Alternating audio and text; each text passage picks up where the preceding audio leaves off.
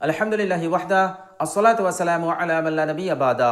আসসালামু আলাইকুম ওয়া রাহমাতুল্লাহি ওয়া বারাকাতুহু।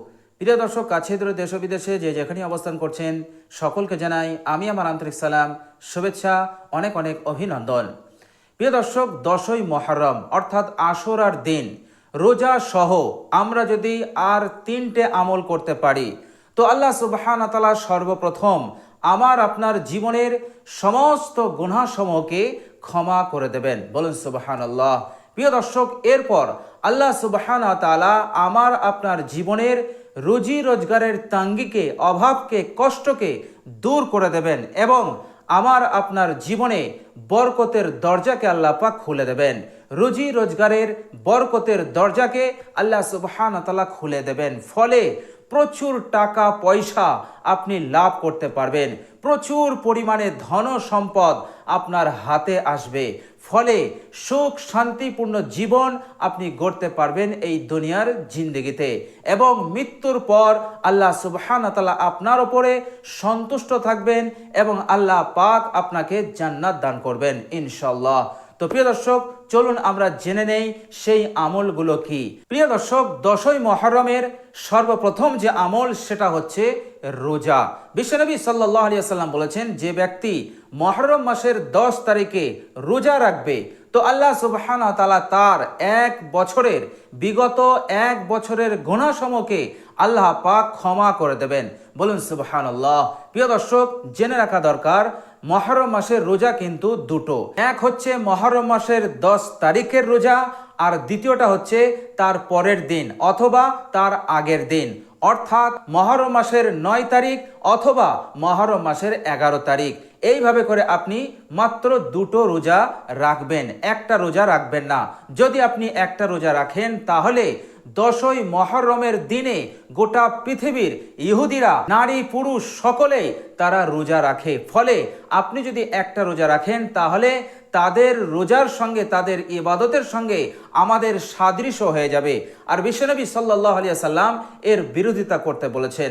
আর বিশ্বনবী সাল্লাল্লাহু আলাইহি সাল্লাম বলেছেন যে তোমরা 9 তারিখে রোজা রাখবে আর 10 তারিখে রোজা রাখবে, অর্থাৎ মুহররম মাসের 9 তারিখ আর মুহররম মাসের 10 তারিখ। 9 তারিখে না পারলে মুহররম মাসের 10 তারিখ আর মুহররম মাসের 11 তারিখ অবশ্যই তোমরা এইভাবে দুটো রোজা রাখবে। এর ফলে ইহুদিদের বিরোধিতাও হয়ে যাবে। প্রিয় দর্শক, তো 1 নম্বর আমল হচ্ছে রোজা, আর 2য় নম্বর আমল হচ্ছে নিজের জন্য তওবা ইস্তেগফার করা। নিজের গুনাহের ওপর লজ্জিত হয়ে, অনুতপ্ত হয়ে আল্লাহ সুবহানাহু ওয়া তাআলার কাছে তওবা করা। আপনি তওবা কিভাবে করবেন? প্রিয় দর্শক, তওবার একাধিক দোয়া আছে। সবচাইতে ছোট যে দোয়া, তাওবার সবচাইতে ছোট যে দোয়া সেটা হচ্ছে আল্লাহুম্মা ফিরলি। আল্লাহুম্মা ফিরলি, এটা হচ্ছে তাওবার সবচাইতে সহজ এবং ছোট দোয়া। তো প্রিয় দর্শক, আল্লাহুম্মা ফিরলি এটা আপনি বারবার পড়বেন, আল্লাহ সুবহানাহু ওয়া তাআলার কাছে গুনাহের জন্য ক্ষমা চাইবেন। যখন এই দোয়াটা পড়বেন তখন নিজের গুনাহের ওপর অনুতপ্ত হয়ে, লজ্জিত হয়ে, অত্যন্ত বিনয়ী হয়ে ভিক্ষুকের ন্যায় আল্লাহ সুবহানাহু ওয়া তাআলাকে বলবেন, হে আল্লাহ, তুমি আমাকে ক্ষমা করে দাও। আল্লাহুম্মা গফিরলি, আল্লাহুম্মা গফিরলি। এইভাবে করে আপনি বারবার পড়তে থাকবেন। ইনশাআল্লাহ আল্লাহ সুবহানাহু ওয়া তাআলা আপনার জীবনের সমস্ত গুনাহসমূহকে তিনি ক্ষমা করে দেবেন। বলুন সুবহানাল্লাহ। প্রিয় দর্শক, আর 3য় নম্বর আমল হচ্ছে আপনি 10ই মুহররম তুলনামূলক বেশি বেশি দান খয়রাত করবেন, সাদকা করবেন। চাই সেটা পয়সা হোক, টাকা হোক অথবা কোনো জিনিস হোক, জিনিস দিয়ে হোক অথবা টাকা পয়সা দিয়ে হোক, আপনি বেশি বেশি সাদকা করবেন, আল্লাহ সুবহানাহু ওয়া তাআলার রাস্তায় দান করবেন। প্রিয় দর্শক, হাদিস শরীফের মধ্যে এসছে, যে ব্যক্তি মুহররম মাসের 10 তারিখে বেশি বেশি দান খয়রাত করবে, সাদকা করবে, তো আল্লাহ সুবহানাহু ওয়া তাআলা তার রুজি রোজগারে প্রশস্ততা দান করবেন। তার রুজি রোজগারের কষ্ট, অভাব, অনটনকে দূর করে আল্লাহ সুবহানাহু ওয়া তাআলা সচ্ছলতা দান করে দেবেন। বলুন সুবহানাল্লাহ। তো প্রিয় দর্শক, এই দান খয়রাত, এই আমলটা আমরা বেশি বেশি করব মুহররম মাসের 10 তারিখে। প্রিয় দর্শক, আর 4 নম্বর আমল হচ্ছে কারবালার ময়দানে যেনারা শহীদ হয়েছিলেন তেনাদের জন্য দোয়া করা, তেনাদের জন্য ইস্তেগফার করা। প্রিয় দর্শক, আমরা সকলেই জানি মুহররম মাসের 10 তারিখে বিশ্বনবী সাল্লাল্লাহু আলাইহি সাল্লামের নাতি হযরত ইমাম হুসাইন রাদিয়াল্লাহু তাআলা আনহুকে নির্মমভাবে শহীদ করা হয়েছিল। প্রিয় দর্শক, হযরত হুসাইন রাদিয়াল্লাহু তাআলা আনহু সহ আরো 72 থেকে 73 জনকে নির্মমভাবে শহীদ করা হয়েছিল। কারা করেছিল? এই উম্মতের মুনাফিক মুসলমানরা। এই মুনাফিক মুসলমানরা ইমাম হুসাইন রাদিয়াল্লাহু তাআলা আনহুকে নির্মমভাবে হত্যা করেছিল, নির্মমভাবে শহীদ করে দিয়েছিল, তানার মাথাটাকে দেহ থেকে আলাদা করে দিয়েছিল। এরপর বর্ষায় তেনার মাথাকে বিদ্ধ করে ওই ইয়াজিদের কাছে নিয়ে গিয়েছিল। ইয়াজিদ দেখা মাত্রই সে ভয় খেয়ে গিয়েছিল, সে আতঙ্কিত হয়ে গিয়েছিল এবং বলেছিল, এই মাথা তোমরা আমার সামনে থেকে নিয়ে যাও। এরপর সেই ইবনে জিয়াদ ইমাম হুসাইন রাদিয়াল্লাহু তাআলা আনহুর আবার সেই কাটা মাথা মুন্ডটাকে নিয়ে কারবালার ময়দানে দাফন করে দিয়েছিল।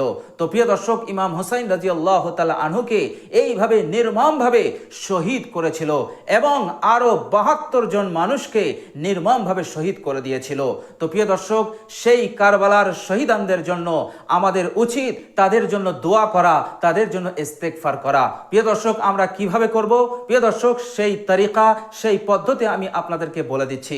প্রিয় দর্শক, মনোযোগ দিয়ে ভিডিওটাকে দেখতে থাকুন। প্রিয় দর্শক, সর্বপ্রথম আপনি যদি কোরআন শরীফ জানেন, আপনি যদি কোরআনের তেলাওয়াত জানেন, তাহলে সর্বপ্রথম আপনি একবার আউযু বিল্লাহ বিসমিল্লাহ সহ সূরা ফাতিহা পড়বেন, অর্থাৎ আলহামদু শরীফ পড়বেন। এরপর আপনি সূরা বাকারার শেষ দুটো আয়াত পড়বেন, একেবারে শেষ দুটো আয়াত, অর্থাৎ আমানার রাসূল থেকে শুরু হচ্ছে, তো আমানার রাসূল থেকে নিয়ে একেবারে শেষ পর্যন্ত একবার পড়বেন।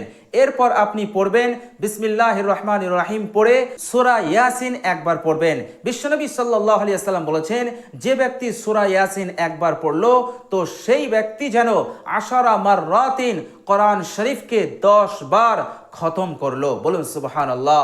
অর্থাৎ কোরআন শরীফকে 10 বার সূরা ফাতিহা থেকে নিয়ে সূরা নাস পর্যন্ত তেলাওয়াত করলে যে সওয়াব হবে সেই সওয়াব সে পেয়ে যাবে। প্রিয় দর্শক, এরপর বিসমিল্লাহ সহ ইজা জুলজিলাতিল আরদু জিলজালাহা এই সূরাটা আপনি দুবার পড়বেন। প্রিয় দর্শক, বিশ্বনবী সাল্লাল্লাহু আলাইহি ওয়াসাল্লাম এই সূরা সম্পর্কে বলেছেন যে ইজা জুলজিলাতিল আরদু জিলজালাহা এই সূরাটা হচ্ছে তা'দিলু নিসফুল কোরআন, কোরআনের অর্ধেক।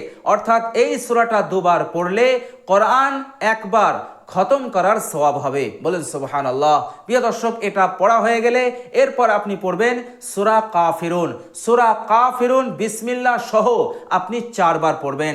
বিশ্বনবী সাল্লাল্লাহু আলাইহি সাল্লাম বলেছেন, সূরা কাফিরুন হচ্ছে কোরআনের 4 ভাগের 1 ভাগ, অর্থাৎ 4 বার পড়লে একবার কোরআনুল কারীম খতম করার সওয়াব হবে। বলুন সুবহানাল্লাহ। প্রিয় দর্শক, এরপর আপনি পড়বেন ইজা জাআ নাসরুল্লাহি ওয়াল ফাতহু এই সূরাটা আপনি, অর্থাৎ সূরা নাসর বিসমিল্লাহ সহ আপনি 4 বার পড়বেন। বিশ্বনবী সাল্লাল্লাহু আলাইহি সাল্লাম এই সূরা সম্পর্কে বলেছেন যে এই সূরাটাও কোরআন শরীফের 4 ভাগের 1 ভাগ, অর্থাৎ 4 বার পড়লে একবার কোরআনুল কারীম খতম করার সওয়াব হবে। বলুন সুবহানাল্লাহ। প্রিয় দর্শক, এরপর আপনি বিসমিল্লাহ সহ সূরা ইখলাস 3 বার পড়বেন। প্রিয় দর্শক, বিশ্বনবী সাল্লাল্লাহু আলাইহি সাল্লাম বলেছেন সূরা ইখলাস অর্থাৎ কুল হুয়াল্লাহু আহাদ এই ছোট্ট সূরাটা হচ্ছে কোরআন শরীফের 3 ভাগের 1 ভাগ, অর্থাৎ 3 বার পড়লে একবার কোরআনুল কারীম খতম করার সওয়াব হবে। বলুন সুবহানাল্লাহ। প্রিয় দর্শক, এগুলো পড়া হয়ে গেলে এরপর আপনি কি করবেন? আপনি 3 বার পড়বেন আস্তাগফিরুল্লাহাল্লাযী লা ইলাহা ইল্লা হুয়াল হাইয়ুল কাইয়্যুম ওয়া আতুবু ইলাইহি এই ইস্তেগফারের দোয়াটা আপনি 3 বার পড়বেন। এরপর 11 বার আপনি দারুদ শরীফ পাঠ করবেন। যে দারুদ শরীফটা আপনার জানা আছে সেই দারুদ শরীফটাই আপনি পড়বেন। সবচাইতে ছোট দারুদ হচ্ছে সাল্লাল্লাহু আলাইহি ওয়াসাল্লাম। তো আপনি দারুদ শরীফ 11 বার পড়বেন। প্রিয় দর্শক, আর যারা কোরআন তেলাওয়াত জানেন না, যারা কোরআন পড়তে জানেন না, তাহলে আপনারা কি করবেন? এই যেগুলো আমি আপনাদেরকে বললাম এর মধ্যে যেগুলো আপনার জানা আছে আপনি সেইগুলোই পড়বেন।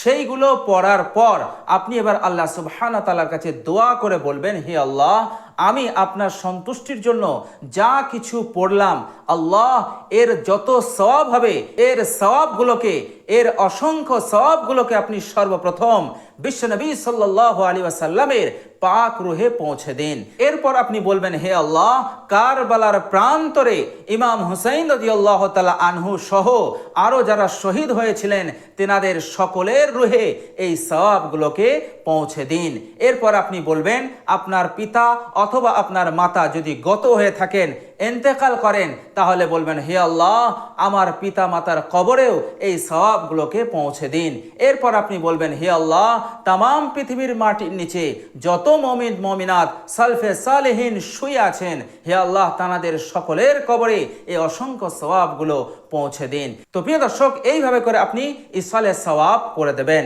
প্রিয় দর্শক, এরপর আপনি খাস করে কারবালার ময়দানে যারা শহীদ হয়েছিলেন তাদের জন্য দোয়া করবেন। বলবেন, হে আল্লাহ, কারবালার প্রান্তরে যারা শহীদ হয়েছিলেন তেনাদেরকে তুমি ক্ষমা করে দাও।